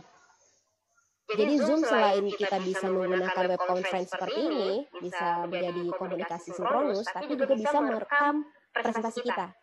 Ini sedikit tutorial singkatnya. Ketika Ibu juga sudah masuk ke Zoom ya, langsung start kan ya. Nah, lalu ya join with computer audio agar suara kita masuk. Nah, di bawah ini ada share screen ya Bapak Ibu. Pasti Bapak Ibu sudah familiar lah ya. Saya yakin Bapak Ibu sudah menggunakan pembelajaran kemarin juga menggunakan Zoom salah satunya. Ketika kita share screen, kan kita akan dihadapkan Windows yang menampilkan pilihan-pilihan PowerPoint. Kita pilih PowerPoint yang mau kita presentasikan. Misalnya ini, pastikan sudah ada your screen sharing. Ini bertanda bahwa screen kita sudah dapat ditampilkan di layar Zoom. Nah, lalu kita klik ini ya Bu ya, kan biasa kita slide share menggunakan yang pojok kanan bawah. Ini kan seperti ini. Nah, arahkan kursor kita ke atas ke pilihan titik 3 ini. Ada pilihan record Bapak Ibu. Di sini kita akan merekam presentasi kita. Kalau Bapak Ibu mau wajahnya tampil, berarti videonya diaktifkan. Kalau tidak, ya tidak diaktifkan. Pilihannya ada di sini. Lalu kita presentasikan PowerPoint kita. Kalau sudah selesai, tinggal kita end kan. Dia akan otomatis terconvert menjadi MP4, menjadi video presentasi. Dan nanti tinggal kita upload di YouTube. Sekali lagi, menurut saya yang saya mengalami sendiri di kelas saya, dengan menjawab pendapat kepada mahasiswa saya, mereka mengatakan ya, dibanding menggunakan Zoom yang sifatnya sinkronus, tapi banyak gangguan seperti sinyal dan sebagainya, video pembelajaran yang bisa diakses berulang atau melalui YouTube maksud saya, itu sangat lebih efektif karena mereka bisa memutar ulang kembali bagian-bagian mana yang mungkin mereka belum mengerti. Apalagi kalau kita kombinasikan dengan grup WhatsApp ya Bapak Ibu. Atau mungkin di sekolah Bapak Ibu sudah punya e-learning masing-masing, LMS masing-masing, ada forum chatnya, nah di sana bisa kita diskusikan. Jadi mereka melihat materinya di YouTube, diskusinya di grup chat WhatsApp atau LMS yang Bapak Ibu sudah miliki di sekolah. Jadi insya Allah ya Bapak Ibu, walaupun dengan segala keterbatasan yang kita tidak bisa mengajar langsung, di sisi lain sudah banyak alternatif-alternatif yang bisa mendukung kita untuk tetap optimal dalam mengajar, dalam menyelenggarakan pembelajaran di kelas. Nah, untuk lebih detail lagi Bapak Ibu sama, saya juga sudah menyematkan tutorial penggunaan Zoom di YouTube channel saya, bisa Bapak Ibu scan atau nanti saya share linknya di grup.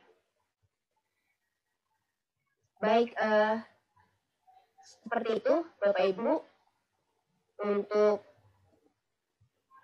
gambaran singkat tentang merancang media pembelajaran yang efektif dan efisien. Yang ingin saya tekankan di sini mengutip dari Paul Arden, the more strikingly visual your presentation is, the more people will remember it, and more importantly, they will remember you. Jadi kan harapan kita ya Bu ya, materi kita itu kan tersampaikan oleh peserta didik kita. Itu doang tujuan kita kenapa merancang PowerPoint sedemikian rupa ya, agar mereka tuh berkesan. Jadi jangan sampai PowerPoint kita malah membuyarkan tujuan utama kita tadi. Membuyarkannya tadi dengan banyak distraksi-distraksi yang entah soundnya, entah gambarnya, entah tulisan yang kurang kontras dan sebagainya. Dan last but not least, Bapak Ibu, PowerPoint is about the power of point. Ini esensinya sebenarnya. Jangan sampai kita hilangkan esensi PowerPoint ini. Tampilkan poin-poin saja dalam presentasi kita yang menggunakan PowerPoint. Baik Bapak Ibu, itu yang mungkin bisa saya sampaikan. Mohon maaf jika dalam penyampaiannya tadi banyak salahnya, banyak kekurangannya, terlebih mungkin karena koneksi yang juga kurang baik. Sekali lagi terima kasih atas perhatiannya. Semoga apa yang saya sampaikan bermanfaat dan bisa diambil baiknya, yang salah sure dari saya pribadi. Kurang lebihnya itu Bapak Ibu, saya akhiri. Assalamualaikum warahmatullahi wabarakatuh. Waalaikumsalam warahmatullahi wabarakatuh. Terima kasih kepada Ibu Nadia yang telah memberikan materinya, menjelaskan materinya dengan sangat detail kepada kita. Bahkan tadi kita juga sempat simulasi, ya, walaupun terbatas barangkali beberapa orang dari kita saja yang mencoba mensimulasikan Mentimeter, ya, tapi tidak masalah. Barangkali selanjutnya kita masih ada waktu beberapa menit, Bapak dan Ibu. Kira masih ada pertanyaan, silahkan boleh langsung, ya, silahkan Bapak dan Bapak siapa? Bapak M. Ridwansyah, 164. Bapak, diperkenalkan terlebih dahulu ya dari mana instansinya ya Pak. Silakan. Selamat siang Ibu dosen, Ibu Nadia. Iya, selamat siang Bapak. Saya Pak Ridwan dari SMP Negeri 164 Jakarta. Salam kenal Bapak Ridwan. Salam kenal Ibu dosen. Ibu yang pertama, ini Bu, pertanyaan saya ada 3 W ya. Wah, Yang semoga saya pertama, bisa jawab ya Pak. untuk PPT ini, PowerPoint ini, saya pernah jadi kendala. Jadi ketika KBM ada anak yang dia ngerti materi dengan PowerPoint, tapi nggak paham Bu. Dia ngerti materi saya, tapi dia nggak paham. Gimana? Itu dosen. Contoh gini. Saya IPS nih. Saya IPS menjelaskan tentang benua Amerika. Benua Amerika adalah benua yang terbagi dari 3 teritorial, bla bla bla bla, gitu ya. Nah ini ya ada seorang yang bertanya, Pak, negara Amerika itu kayak gini. Saya bilang, sorry, pertanyaanmu salah. Salah Pak, nggak ada negara Amerika. Kok ada negara Amerika? Pak, tadi Bapak ada. Nah, sedangkan saya tidak menjelaskan tentang negara Amerika, saya bilang benua Amerika. Amerika itu bukan negara, tapi benua. Nah itu Bu, kontennya, aspeknya. Ngerti tapi nggak paham. Gitu. Itu bagaimana tuh mungkin solusinya dengan PPT ini. Yang kedua, Ibu, saya berpikir apakah dengan Mentimeter nanti aspek komunikatif nggak berjalan ya Bu? Kalau misalkan hanya lewat chat ya, tapi kan dia berani berpendapat lewat chat. Tapi kan tidak dibangun aspek komunikatifnya. Dia nggak mau ngomong langsung gitu. Nah itu mungkin yang saya pikir nanti malah tambah nggak berani ngomong dia kalau misalnya pakai Mentimeter gitu. Itu yang pertama Ibu. Yang kedua, maaf. Yang ketiga Ibu, Bu sebenarnya ada nggak sih Bu karakter materi yang bisa sinkronus sama asinkronus? Apakah semua materi pembelajaran bisa diasinkronuskan gitu? Mungkin lebih detailnya di tingkat sekolah menengah pertama dan SMA. Itu Ibu. Terima kasih. Ya, saya sudah mencatat pertanyaannya Pak Ridwan. Ya, terima kasih Bu. Ya, terima kasih. Baik. Bu Nadia mau satu-satu dulu atau kita lemparkan lagi pertanyaan? Kalau izin jawab aja kali ya Bu langsung. Ya, biar langsung ya. Karena ini pertanyaannya Pak Ridwan luar biasa ya. Iya, betul. Ada Luar biasa bikin mikir. Saya ulang kembali ya Bu Nadia. Iya, Yang sok mangga pertama Ibu. adalah untuk PPT ini ketika dibuatkan PPT pada saat KBM anak paham sih PPT-nya gitu, tapi dia nggak mengerti isinya gitu ya, nggak sampai ke kognisinya itu maksud dari PPT itu yang pertama. Yang kedua, Mentimeter tadi, aplikasi Mentimeter, apakah dengan menggunakan Mentimeter aspek komunikatifnya jadi berarti tidak jalan gitu ya, karena hanya sekedar komunikasi tertulis, tidak komunikasi lisan. Yang ketiga, karakter materi apa yang bagaimana saja yang bisa dipakaikan dalam sinkronus dan asinkronus ya untuk tingkat SMP atau SMA. Ya, mangga silakan Bu Nadia. Ya, terima kasih Bu Susan. Terima kasih Pak Ridwan atas pertanyaannya. Lumayan berat ya mungkin pertanyaannya. Tapi izinkan saya menjawab. Kalau misalnya ada yang kurang, Bapak Ibu silahkan kalau mau menambahkan ya. Baik, yang terakhir dulu, karakteristik materi yang bisa diasinkroniskan, mana karakteristik materi yang bisa disinkroniskan terkhusus untuk satuan pendidikan menengah pertama atau menengah atas. Sebenarnya Bapak Ibu, untuk sinkronus dan asinkronus itu bisa dilihatnya dari karakteristik materi sifatnya apakah dia butuh diskusi langsung atau tidak. Kalau menurut saya ya Bapak Ibu. Karena menurut saya semua materi itu bisa diasinkronuskan. Gitu. Karena mau sifatnya eksak, mau sifatnya sosial, itu kan karakteristik peserta didik kita beda-beda ya. Ada yang bisa langsung mengerti, ada yang butuh belajar sendiri dulu baru mengerti, ada yang butuh belajar kelompok. Nah, kalau kita punya media yang sudah settle sedia di internet, itu bisa diakses kapanpun dimanapun, yang sifatnya asinkronus berarti itu akan sangat membantu peserta didik kita. Baik itu sifatnya eksak atau sosial. Jadi menurut saya pribadi, Bapak Ridwan, untuk materi jenis apa, menurut saya jenis apapun bisa cocok untuk diasinkronuskan karena ini dapat membantu peserta didik kita yang daya nalarnya, daya tangkapnya itu nggak langsung jadi sekali. Jadi bisa diakses.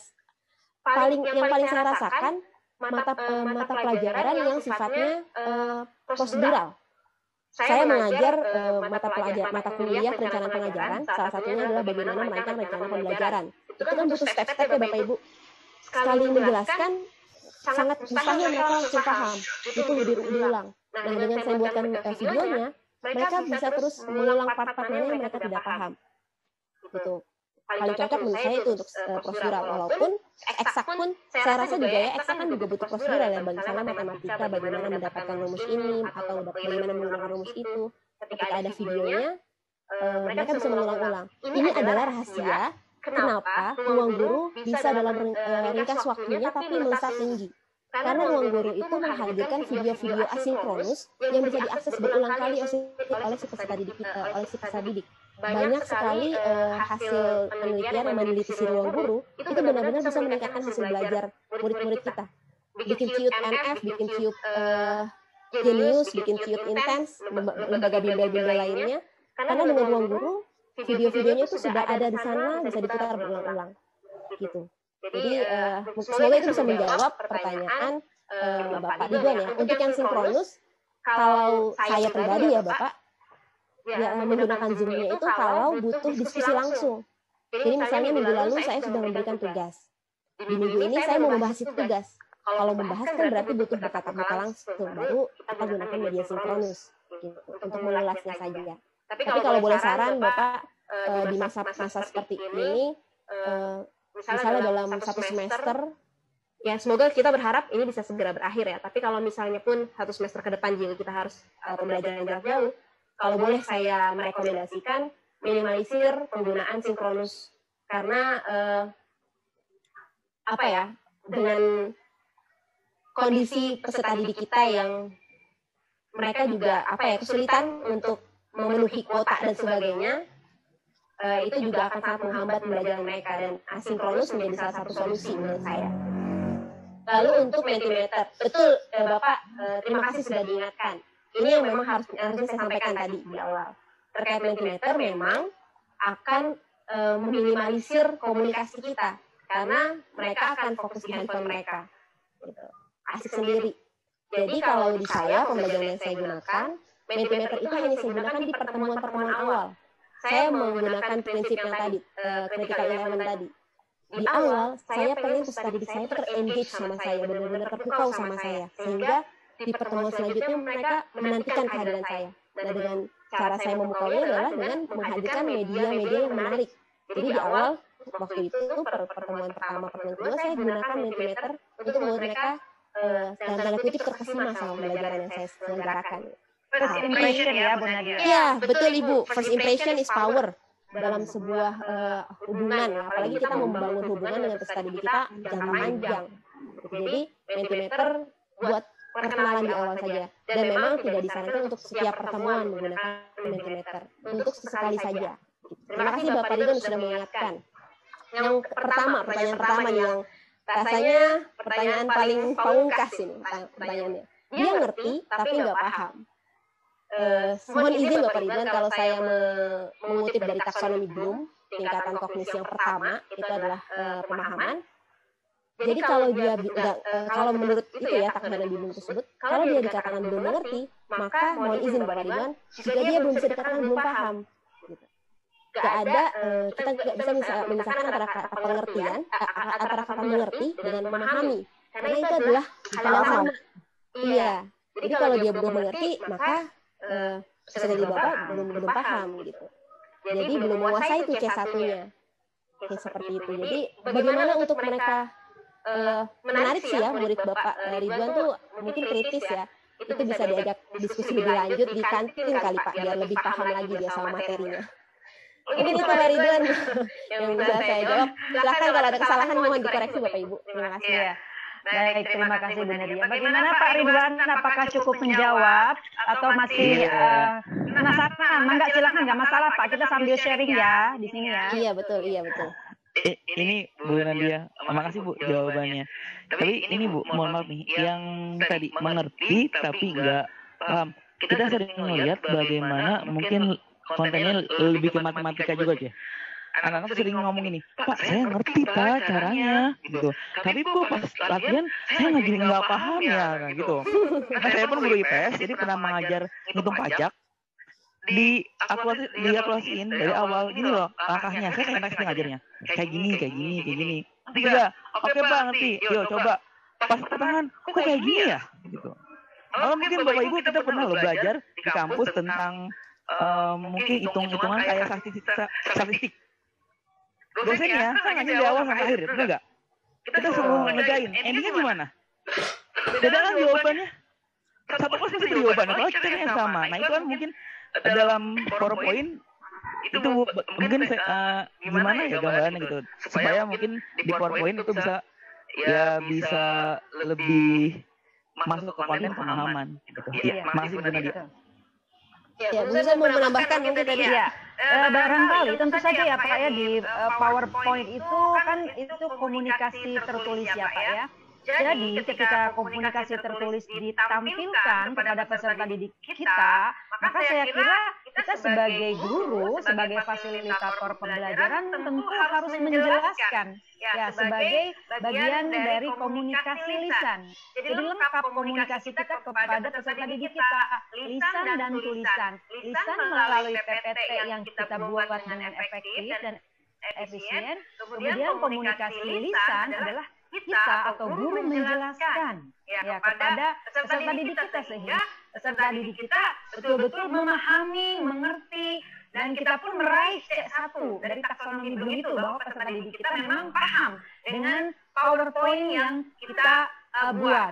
Nah, memang sebagai guru tentunya ini juga koreksi sebagai saya, ketika kita membuat PowerPoint ini tidak berarti bahwa peserta didik kita anggap paham gitu kan dengan apa yang sudah kita buat di PowerPoint. Artinya kita juga harus memberikan ulasan, penjelasan terkait slide-slide yang sudah kita buat. Ada interaksi nantinya dengan peserta didik kita, apakah betul-betul peserta didik kita memahami atau tidak. Barangkali begitu ya Bapak dan Ibu? Ya benar Bu Susan. Ya, Bu Desi, barangkali ada pengalaman mau share Bu Desi? Sekedar sharing aja ya Bu. Karena sebelumnya Assalamualaikum warahmatullahi wabarakatuh. Assalamualaikum. Ini memang kita harus belajar jarak jauh. Salah satunya mungkin dari Google Classroom kalau saya ya, karena kalau Zoom anak-anak sebagian itu nggak bisa kuotanya. Jadi dari Zoom itu saya PowerPoint. Kebetulan saya kan ngajarnya akuntansi. Memang sebagian anak ada yang bilang, Bu nggak ngerti.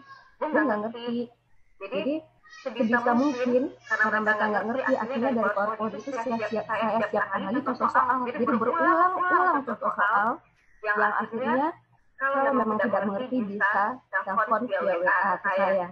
Dan saya jelaskan juga ke mereka, memang kita tidak bisa tatap muka, tidak bisa mendengar suara saya jelas seperti saya dalam kelas, tapi keadaan kita saat ini harus seperti ini. Jadi kalau misalnya PowerPoint saya ada yang tidak jelas, kalian kan bisa telepon saya via WA. Jadi memang keadaan kita yang seperti ini yang memungkinkan kita tidak bisa tatap muka, jadi memang harus harus keadaannya seperti ini. Makanya tadi terima kasih banget ada web yang Bu Nadia sampaikan. Mudah-mudahan saya bisa buka-buka YouTube-nya ya untuk menambah wawasan dan menambah subscriber saya, Bu. Jadi kita tuh meyakinkan anak-anak ini hanya sementara waktu. Tapi kalau bagi yang kelas 12 memang berat ya, seperti kemarin kita juga nggak bisa ketemu, akhirnya hanya telepon via WA, siapan via WA, itu pun sangat terganggu. Ya tugas kita sebagai guru, Bapak Ibu, karena dari Wisma Atlet gitu kan. Tapi yang penting anak-anak bisa sampai ke tahap pelajaran, tahap materi itu kita sampaikan dengan utuh menyeluruh gitu. Terima kasih, itu aja sharing saya. Ya, baik, terima kasih Bu Desi atas sharingnya, sangat menginspirasi dan kembali memotivasi barangkali kita sebagai guru ya Bu ya. Di tengah pandemi seperti ini memang kita dituntut untuk sangat kreatif, karena walau bagaimanapun kita harus tetap melayani ya peserta didik kita dalam kondisi apapun gitu ya. Baik, terima kasih Bu Desi. Pak Ridwan masih penasaran?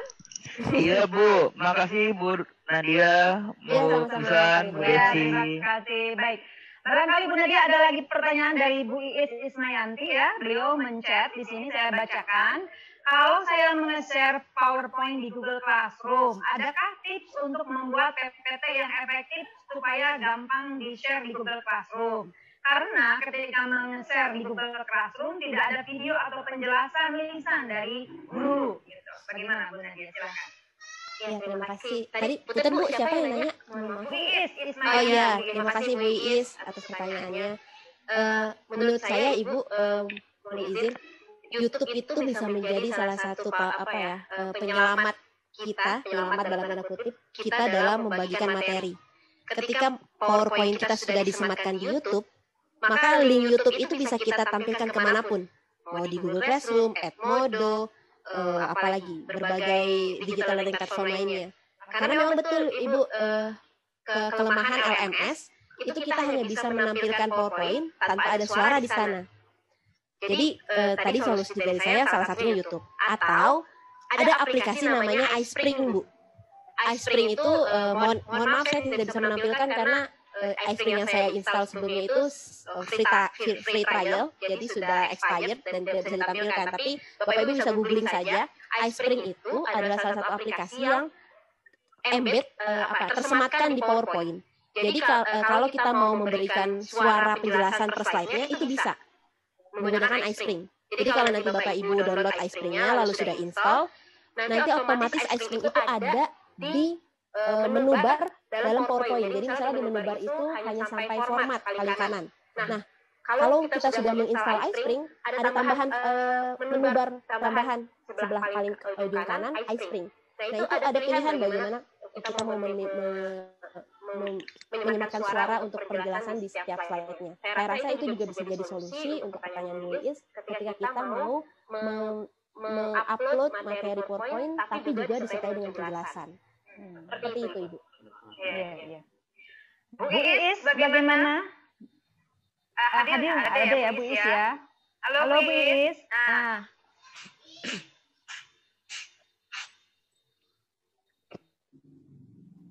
Sebentar, saya mute dulu Bu Iis yang mana ya? Oh iya. Bu Iis bagaimana Bu? Apakah masih penasaran Bu Iis? Atau masih ada yang ingin ditanyakan? Atau barangkali Bapak dan Ibu ada pertanyaan lain? Silakan ya, mangga. Mangga Bu Iis. Oke, Bu, saya mau tanya, Bu. Iya, Ibu. Mike. Oke. Terkait dengan iSpring tadi ya Bu ya, saya sudah lama tuh udah pernah pakai gitu ya. Ternyata ketika saya mendownload sebuah PPT yang dia menggunakan iSpring itu kok nggak bisa kebuka ya Bu linknya dia. Nah, itu yang pertama. Yang kedua, apakah ketika saya mengupload di Google Classroom, kan berarti kalau iSpring kan berarti ada beberapa file yang ditambahkan kan untuk pengisian suara. Iya.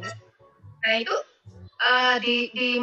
dimasukkan ke file yang diupload di Google Classroom nggak? Iya, baik Bu.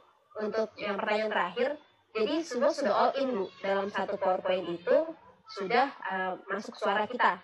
Jadi bukan yang terpisah file suaranya. Nah untuk yang pertanyaan pertama tadi, Tidak bisa terbuka. tidak bisa terbuka. Ini teknis ya Bu ya, jadi sifatnya saya asumsi saja nih. Bisa jadi ada istilah apa ya, ekspor. Jadi kayak misalnya kita sudah mendesain PowerPoint kita dengan suara, di akhir kan kita akan save as ya, akan menyimpannya. Nah mungkin ini teknis ya Bu, ini asumsi saja. Mungkin belum sempurna penyimpanannya sehingga broken filenya. Atau yang kedua, saya juga ini masih seperti asumsi. Bisa jadi belum terinstall sempurna si iSpring-nya di PowerPoint kita. Sekali lagi, mohon maaf tidak bisa saya simulasikan ya, harusnya sih sambil saya tampilkan, tapi ini karena sifatnya trial ya. Tapi Bapak Ibu kalau mau install iSpring, ini out of record ya, bisa aja Bapak Ibu download yang beserta crack-nya, jadi bisa langsung dapat bukan free trial lagi, langsung bisa menyeluruh fasilitasnya. Seperti itu Ibu Mika, mohon maaf jika belum mampu menjawab sepenuhnya. Oke. Ya, bagaimana Bu Mika? Ini Bu, maksud saya itu ketika saya menggunakan iSpring, saya udah lama sebenarnya menggunakan gitu ya. Iya Ibu. Apa itu? Saya udah berhasil ya. Memang kan kalau kita insertkan di iSpring itu kan nanti ada ikon tangan itu kan. Kita tinggal klik keluarkan. Nah, Iya, betul. maksud saya ketika kita di-upload di Google Classroom, berarti itu udah include ya nanti ya. Include Ibu. Yang kita. Sudah include Ibu. Iya. Berarti kita kan misalnya ada yang kita lampirkan lah ibaratnya gitu. Ya. Nah, itu ketika penyimpanannya sudah berhasil baik, maksudnya kan gitu kan. Iya, Berarti kita nggak menampilkan yang lampiran-lampiran itu kan ketika kita mengupload gitu maksudnya. Lampirannya yang dimaksud suara ya Bu, lampiran suaranya. Iya, misalnya kita menyatakan film gitu.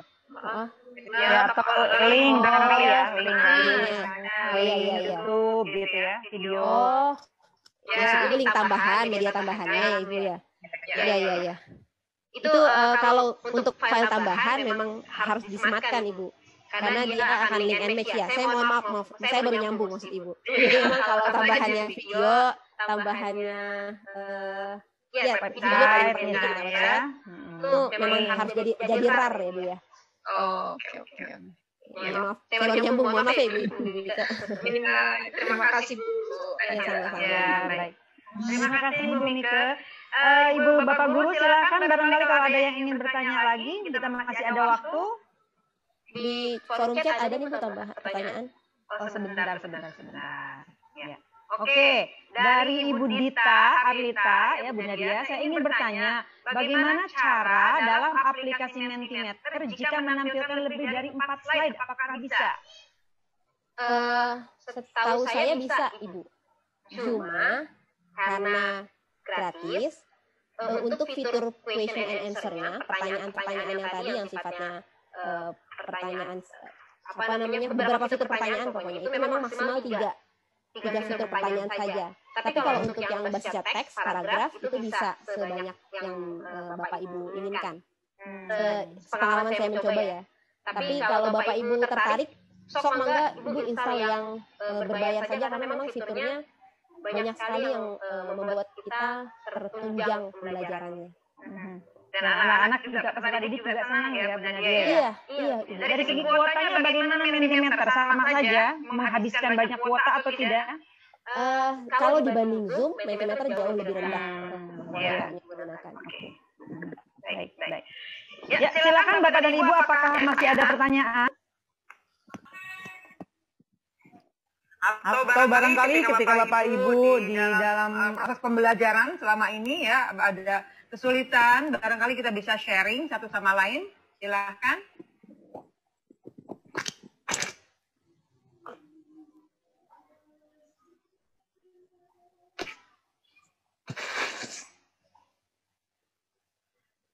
Sepertinya tidak ada lagi ya.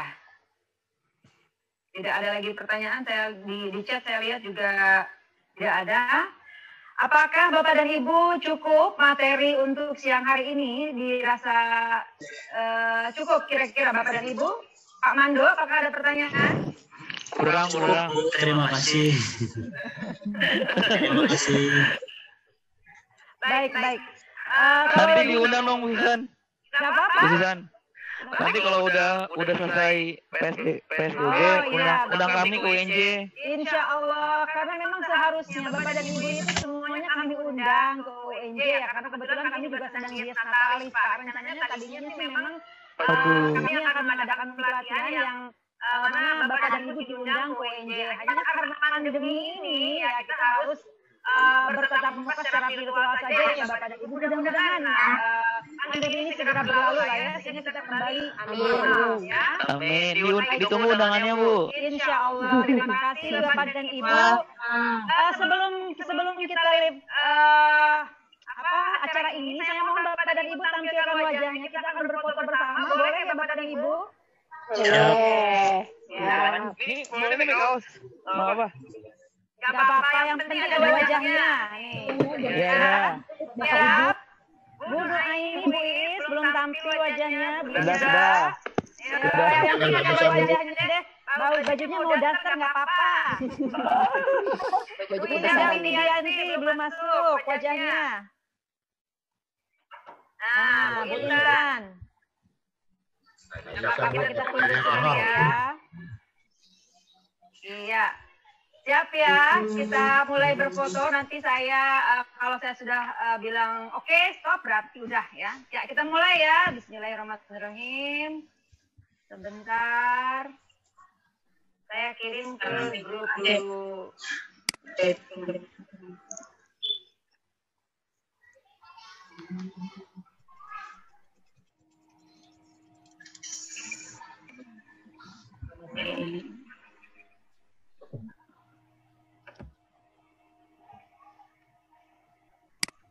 Bentar ya, saya share ke grup. Oh iya. Yang belum tampil wajahnya boleh protes.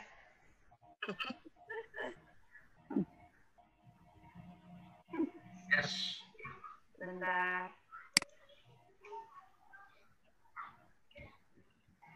Ya. Silakan Bapak dan Ibu dicek apakah wajah Bapak dan Ibu sudah ada di grup.